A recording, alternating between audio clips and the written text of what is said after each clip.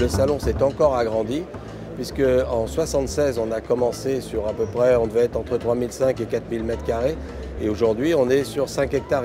C'est vrai que le nombre de collectionneurs et d'amateurs d'automobiles anciennes grandit chaque année.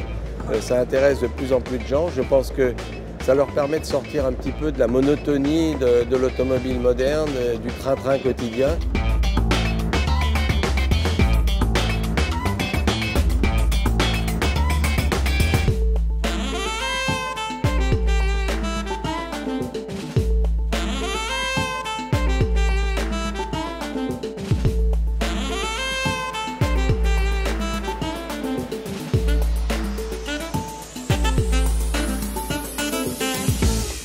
Soit on achète une voiture populaire et ça coûte pas trop cher, ou même une petite miniature ou un beau tableau, ou alors on va acheter une voiture à 100 000, 200 000 et même, on l'a vu cette année, jusqu'à 28 millions au marteau. Mais enfin là, on est un petit peu dans les extrêmes.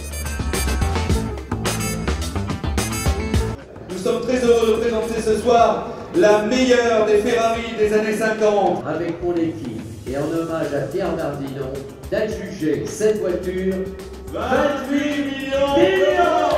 Vous venez ici, vous extasiez, vous rêvez, vous dites un jour je serai dedans. Et puis je le souhaite d'ailleurs à chacun de pouvoir un jour réaliser son rêve. Et le rêve, il peut aller d'une 2 chevaux à 5 000 € jusqu'à la Ferrari à 28 millions. Et là, je pense que l'éventail est grand et que Rétromobile est assez grand pour répondre à l'offre de tout le monde.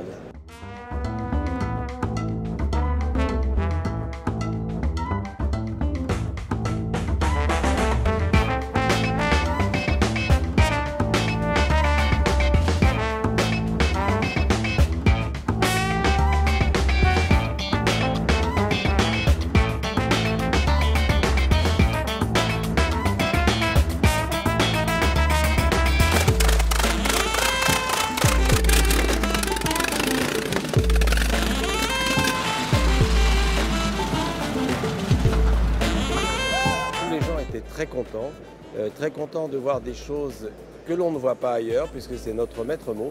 Et je crois très content d'avoir découvert au fil des diverses expositions que nous avons montées des choses qu'ils n'avaient jamais vues, dont ils n'avaient même peut-être jamais entendu parler, ce qui a été le cas notamment des automobiles du musée de Compiègne, nos fameuses automobiles rhomboïdes qui ont étonné tout le monde, puisqu'il y en a qui m'ont dit mais c'est de la science-fiction, votre voiture bulle, on voit. Et puis l'exposition Charbonneau qui avait un petit côté Spirou avec la présence de cet autocar futuriste des années 50. Donc pour tous les goûts, les youngtimers également, puisqu'on a un public qui n'est pas que de vieilles barbes, puisqu'on a un public qui est assez jeune, qui vient découvrir la voiture de leur père, de leur grand-père, ou peut-être la voiture qu'ils auront envie d'avoir dans quelques années. Ici, c'est 5,5 hectares de jouets. C'est le plus grand coffre à jouets du monde. C'est merveilleux.